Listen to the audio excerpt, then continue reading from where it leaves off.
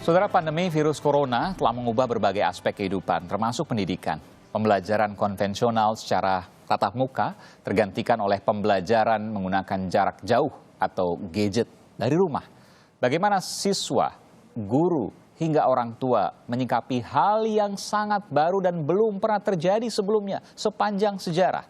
Benarkah banyak orang tua tertekan karena menjadi guru dadakan?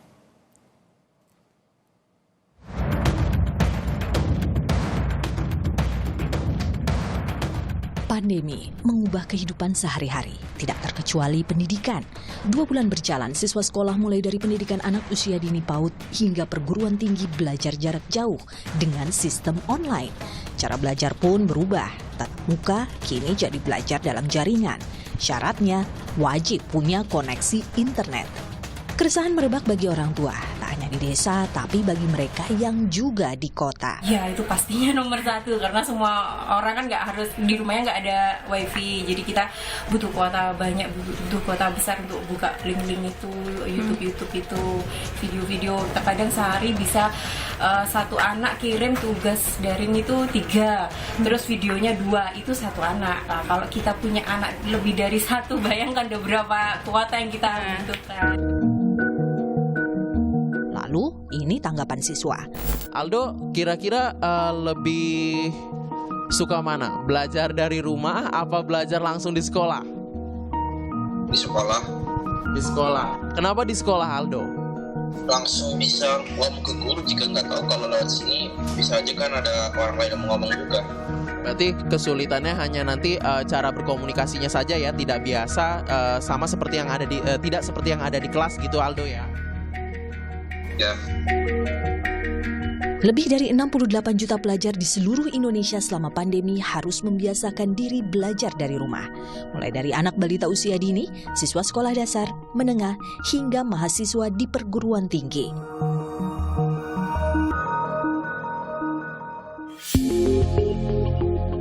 Tak melulu siswa, banyak orang tua juga punya persoalan. Komisi Perlindungan Anak Indonesia (KPAI) melakukan survei, hasilnya menguak fakta. Ternyata mayoritas siswa, hampir 3/4-nya, merasa terbebani mengerjakan tugas dari para guru. Meski demikian, tak sedikit pula siswa yang bahagia belajar di rumah. Pada siswa yang merasa terbebani belajar di rumah, mereka mengaku guru lebih menekankan pada pemberian tugas. Jarang yang menjelaskan materi dengan berdiskusi. Alhasil, tugas menumpuk karena sulit dipahami. Kuota internet yang terbatas juga jadi keluhan bagi para orang tua siswa, meskipun sebagian mereka berada di tengah kota. Sementara guru, banyak yang tidak siap dengan model pembelajaran jarak jauh. Tak semua guru paham akan aplikasi belajar online. Diperkirakan ada ratusan ribu guru dari total sekitar 3 juta guru di Indonesia yang tidak paham aplikasi online.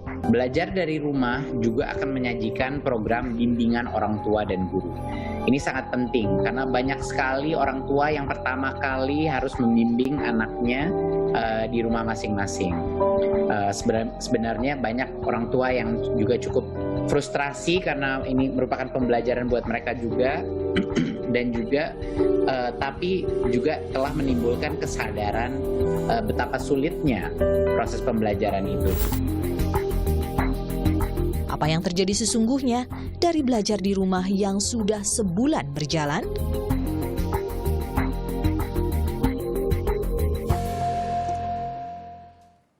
Saudara, sudah bersama saya Dirjen PAUD, Pendidikan Anak Usia Dini, Pendidikan Dasar dan Menengah, Kementerian Pendidikan dan Kebudayaan, Pak Hamid Muhammad, dan juga Komisioner Komisi Perlindungan Anak Indonesia (KPAI), Retno Listiarti. Dan nanti juga akan bergabung bersama saya salah satu orang tua murid. Saya ke Pak Dirjen, Pak Hamid Muhammad. Pak Hamid, evaluasi sampai saat ini Pak, lebih dari sebulan belajar di rumah. Banyak orang tua yang frustasi. Pak Menteri tadi mengatakan itu. Banyak orang tua frustasi, tertekan karena menjadi guru dadakan. Benar demikian, Pak? Ya, Pak Aiman. Jadi selama sebulan lebih ini ya, pola pembelajaran anak-anak dan guru kita ini di sekolah berubah ya. Ya. Berubah dari yang biasanya klasikal di sekolah, kemudian mereka belajar di rumah. ini tentu masa penyesuaian bagi guru, bagi siswa, termasuk orang tua. Tapi yang menarik dari hasil evaluasi dari Kemdikbud, itu 97% sekarang anak-anak kita belajar dari rumah. Oke. Sisanya Pak 10%? 97%. Oh, mohon maaf. Sisanya 3% Pak?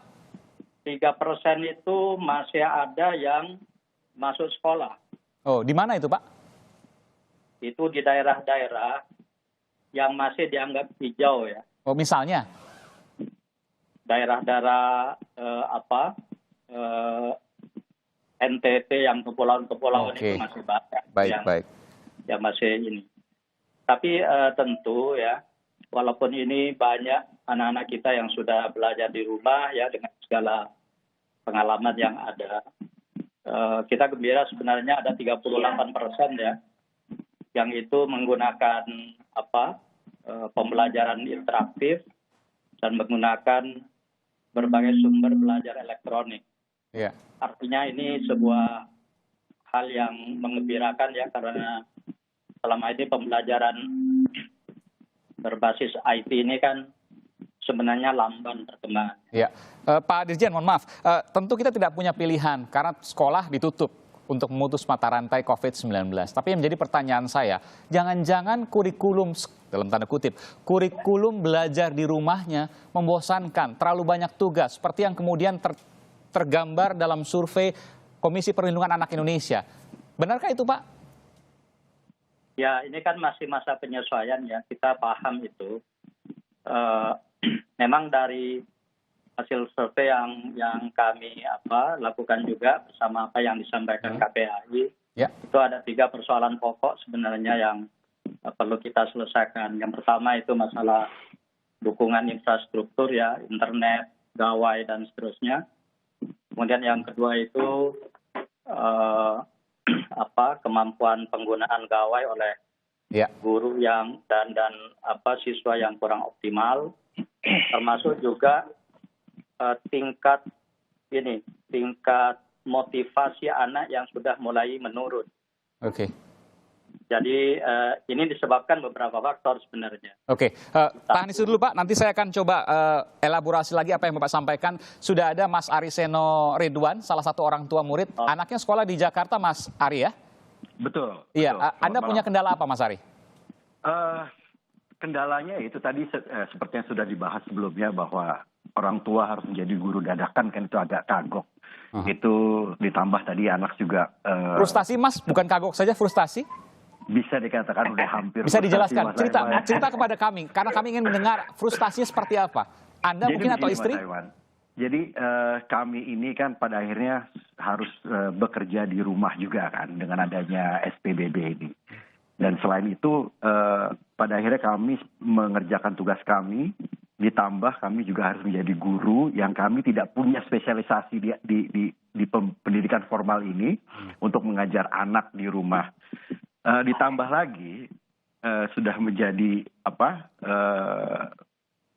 kerisauan dari para orang tua bahwa pengeluaran di rumah pun juga akhirnya jadi bertambah, Mas Aiman. Misalnya? Selain tadi ya dari kuota juga tadi udah dibahas. Oke. Listrik juga sekarang udah pada, orang tua juga sudah pada ini kan, karena memang semua kegiatan akhirnya berpindah ke rumah, tidak lagi listrik sekolah. gimana ya? Kan laptop misalnya komputer nggak seberapa besar Mas Ari? Betul, tapi kan akhirnya ada AC, lampu, Baik. ya kan, yang tadinya pada dari pagi sampai siang atau sampai sore itu tidak ada, itu akhirnya masuk ke dalam pengeluaran bulanan tambahan. Nah, ini akhirnya menjadi kami sebagai orang tua pun tambah stres. Ditambah lagi satu hal lagi, Mas Aiman, adalah bahwa ketika kegiatan ini sudah dipindah ke rumah, SPP pun tidak ada pemotongan sama sekali. Itu membuat kami seorang tua tambah stres lagi gitu loh Mas Aiman. Karena kita lihat kan, SPP itu kan sumbangan pembinaan pendidikan. Nah, komponen-komponen SPP ini umumnya adalah untuk gaji guru, gaji staf sekolah, kolateral pembelajaran seperti worksheet, ATK, terus pendukung kegiatan ekstrakurikuler di sekolah. Nah, yang akhir ini kan sudah tidak ada lagi kegiatan-kegiatan di sekolah. Nah, kenapa ini SPP ini masih full? Sementara kita semua ini kan dalam keadaan darurat COVID-19. PJJ diperpanjang ini untuk apa? Untuk kita bisa memerangi COVID-19. Semua darurat. Nah, SPP ini kenapa tidak darurat? Baik.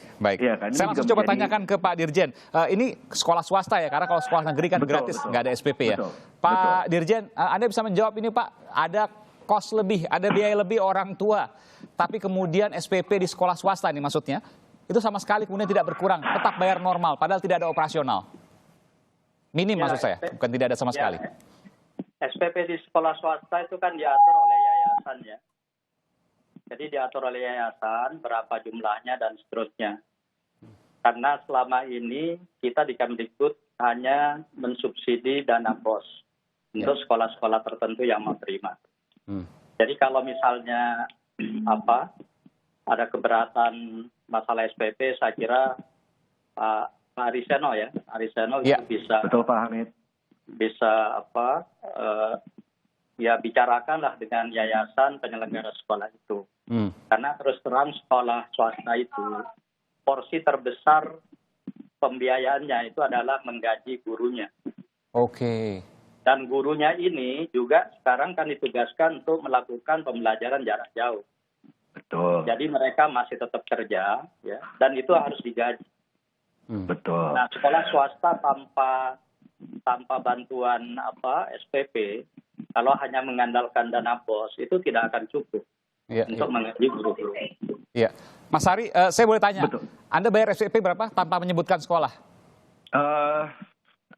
Saya anaknya ada 2 nih Mas, ya kan? Dua-duanya sekolah swasta. Yang satu sekitar 1,7, yang satu lagi lebih dari 3. Karena anak saya yang paling kecil mempunyai kebutuhan khusus, jadi dia harus sekolah di sekolah khusus. Nah ini pun juga ada pembelajaran jarak jauh. Nah inilah, seperti tadi Pak Hamid bilang bahwa komposisi terbesar memang untuk menggaji guru. Komposisi terbesar, tapi bukan semuanya kan. Nah, kalau menggaji guru, gaji staf sekolah, untuk hal lain itu kami setuju. Namun itu tadi, seperti Mas Eman katakan, biaya operasional sekolah ini kan sudah tidak ada lagi. Selain menggaji guru dan guru staf sekolah lainnya. Kira-kira kami bisa diberikan keringanan lah. Ini yang menjadi pemikiran ataupun kerisauan dari kami yang baru ini. Pak Hamid, apakah mungkin ada mediasi Pak? Karena ini Pak Ariseno satu dari sekian juta orang tua yang menyekolahkan anaknya tidak di sekolah negeri.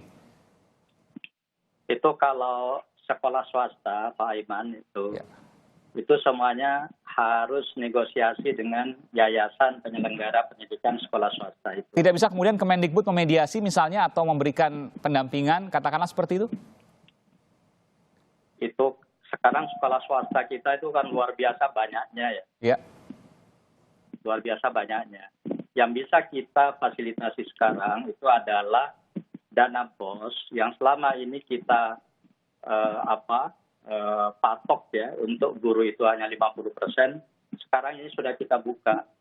Jadi buka sesuai dengan kebutuhan guru masing-masing. Kebutuhan sekolah masing-masing. Jadi ini yang bisa kita bantu melalui dana BOS. Saya ke Mbak Retno. Mbak Retno, saya tahu bahwa Anda juga menjadi pengajar, pernah menjadi pengajar, bahkan pernah menjadi kepala sekolah di SMA 3 di Jakarta. Anda bagian dari keluarga pengajar. Apa yang bisa Anda ceritakan di sini sebelum Anda menceritakan soal hasil survei dari KPAI? Tapi saya ingin kita bicara dulu soal isu yang kita hadapi saat ini.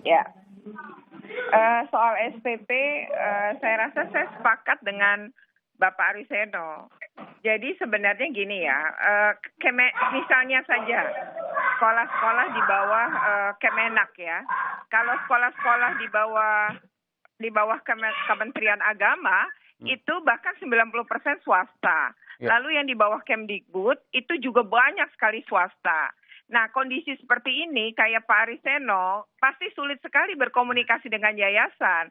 Dan satu lagi Pak Iman, saya koreksi Mas Aiman bahwa SMA SMK se-Indonesia walaupun negeri masih bayar kecuali Jakarta.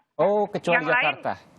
Yang lain masih bayar. Nah, kayak Kepri misalnya itu kan SMA SMK di bawah Dinas Pendidikan Provinsi. Mereka memutuskan membayarkan 3 bulan tagihan SPP anak-anak untuk meringankan beban orang tua untuk sekolah negeri saja. Nah, kalau untuk swasta, memang betul ada pembicaraan dengan yayasan.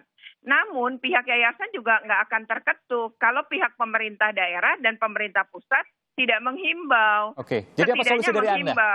Ya, Kemendikbud harus turun tangan di sini karena tentu juga mungkin Bung Ariseno mungkin salah satu saya tetap berpikiran positif yang mampu, tapi ada banyak juga yang tidak mampu yang kemudian memiliki beban yang luar biasa di tengah pandemi seperti ini. Betul, dan ini berdampak juga Mas Aiman dengan guru. Jadi kalau dari survei kami yang guru, itu guru-guru swasta yang bukan swasta kaya seperti sekolah anaknya Pak Ari Seno tadi, itu sekolah-sekolah yang hanya bergantung pada bayaran anak-anak, itu sudah tidak gajian karena tidak ada pemasukan. Nah ini kan juga harus dipikirkan negara dalam kondisi seperti ini. Mereka tetap beli pulsa, tetap makan, tetap lain-lain, tetap ngajar, tapi gajinya nggak dapat karena tidak ada pemasukan. Nah ini kan juga harus dipikirkan. Oke, dan Kemendikbud yang harus turun tangan? Saya rasa ya, Kemdikbud itu bisa dalam sisi kebijakan membuat surat edaran atau himbauan, lalu berkoordinasi dengan dinas pendidikan dan kementerian kantor wilayah Kementerian Agama. Artinya gini, harus ada intervensi negara dalam hal ini. Paling tidak adalah dorongan sehingga yayasan-yayasan itu tidak mengutamakan juga gitu mencari keuntungan di tengah seperti ini, ya harus mengerti juga kita semua terdampak gitu. Jadi artinya harus ada empati dalam hal ini. Baik. Apakah pemerintah dalam hal ini lepas tangan? Tentu kita akan bicara nanti setelah jeda. Terima kasih Mas Ariseno, nanti akan ada orang tua siswa yang lain. Terima kasih informasinya telah memberikan di program Aiman. Kita akan segera kembali, langsung nanti saya ke Pak Hamid, Dirjen PAUD Pendidikan Dasar dan Menengah Kemendikbud. Saya akan segera kembali, saudara.